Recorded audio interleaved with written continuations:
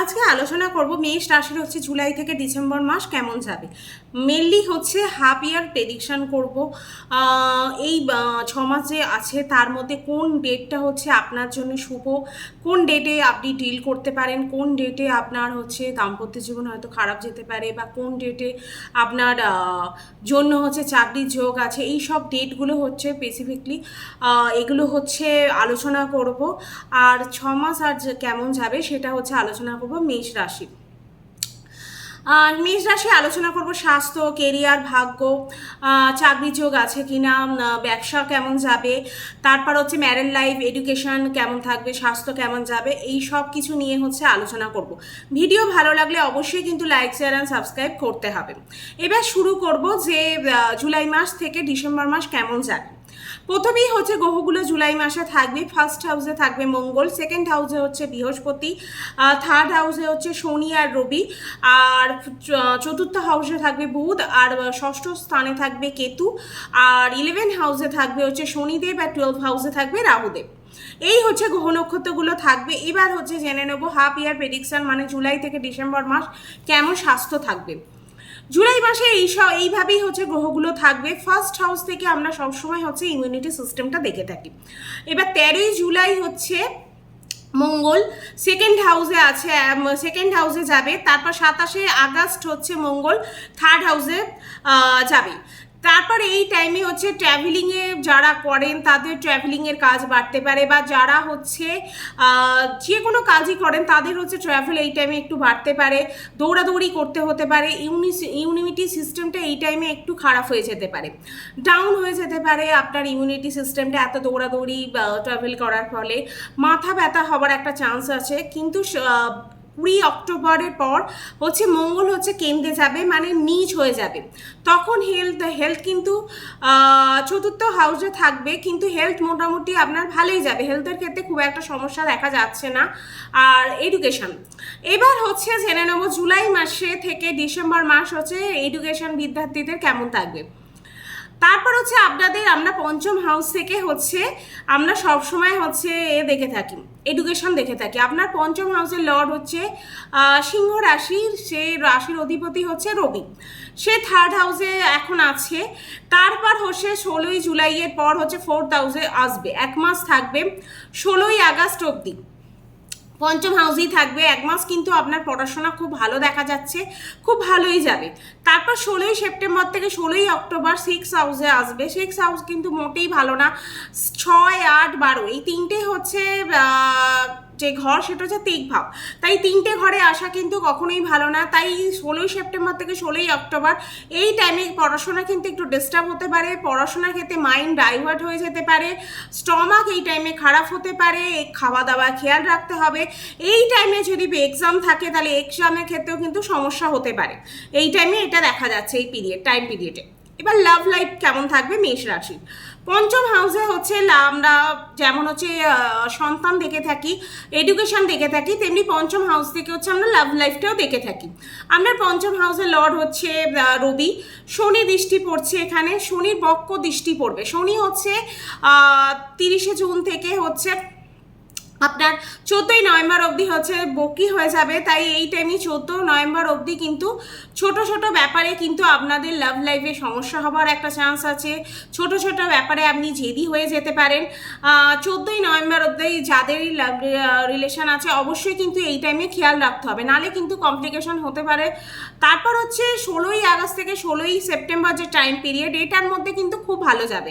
এই টাইমে লাভ লাইফটা খুব ভালো যাবে, কিন্তু 16ই সেপ্টেম্বর থেকে 16ই অক্টোবর প্রবলেম হওয়ার চান্স আছে, এই টাইমে সমস্যা হতে পারে। এবার জেনে নেব বিবাহিত জীবন। বিবাহিত জীবন কেমন যাবে হচ্ছে এই জুলাই থেকে ডিসেম্বর মাসের মধ্যে কেমন থাকবে মেষ রাশির।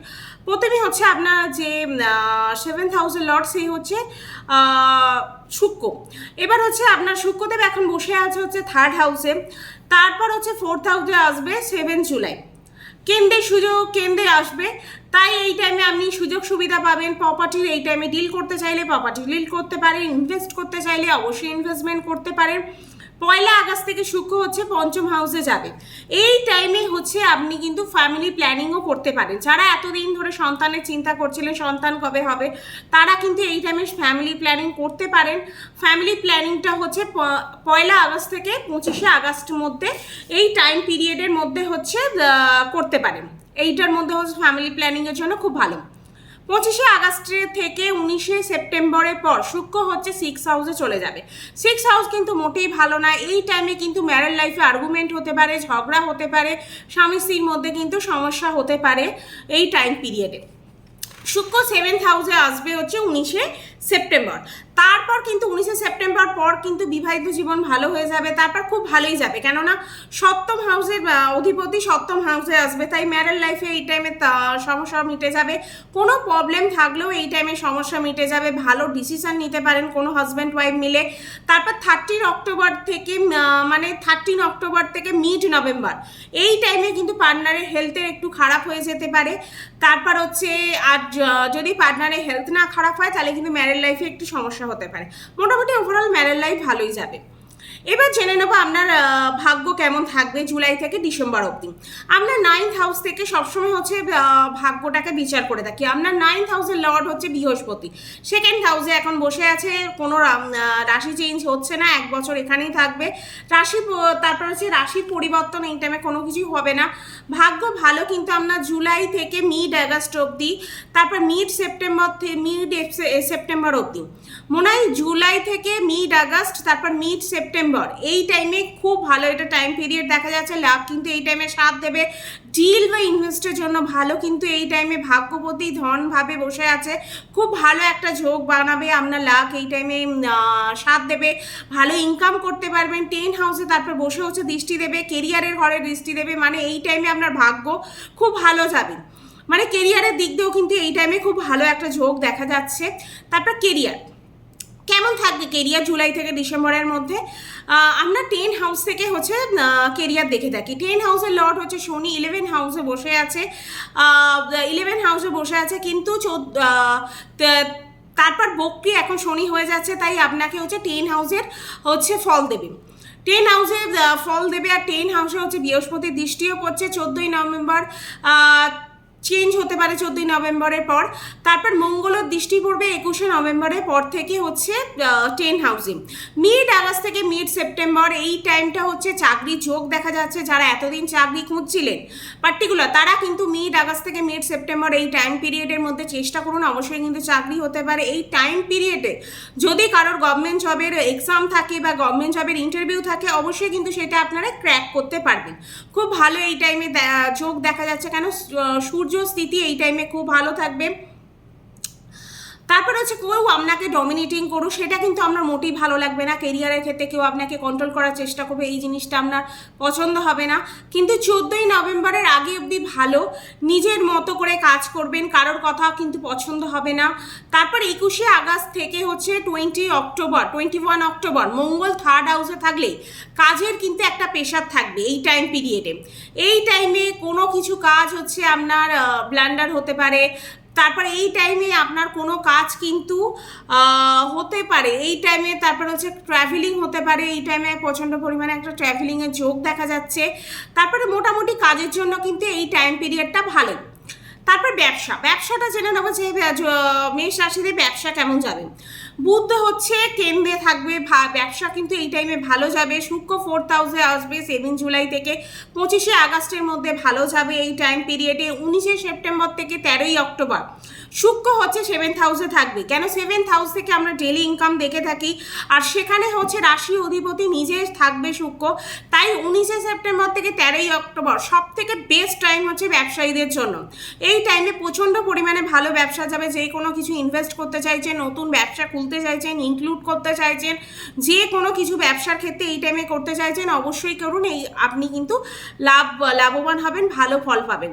শনি নিজের ঘরে থাকবে, সেটাও একটা কিন্তু লাভজনক দেখা যাচ্ছে আপনার ক্ষেত্রে। কি এমন উপায় করব যে উপায়গুলো করলে হচ্ছে আপনার যে প্রবলেমগুলো হচ্ছে সেগুলো সলভ হয়ে যাবে। প্রথমেই হনুমান চালিসা করতে পারি। সূর্যকে জল দেবেন অবশ্যই সকালবেলা, স্নান করে 8টার মধ্যে তামার পাত্রে দিয়ে জল দেবেন সূর্যকে। আর মঙ্গলের বীজ মন্ত্র, এই উপায়গুলো করলে হচ্ছে মোটামুটি দেখবেন যে সমস্যাগুলো হচ্ছে বা কমপ্লিকেশনগুলো হবে সেগুলো কিন্তু সলভ হয়ে যাবে। ভিডিও আজকে এখানেই শেষ করব। ভিডিও ভালো লাগলে অবশ্যই কিন্তু লাইক চ্যানেল সাবস্ক্রাইব করতে হবে। আর ফেসবুক পেজ থেকে দেখলে অবশ্যই কিন্তু আমাকে ফলো করতে হবে।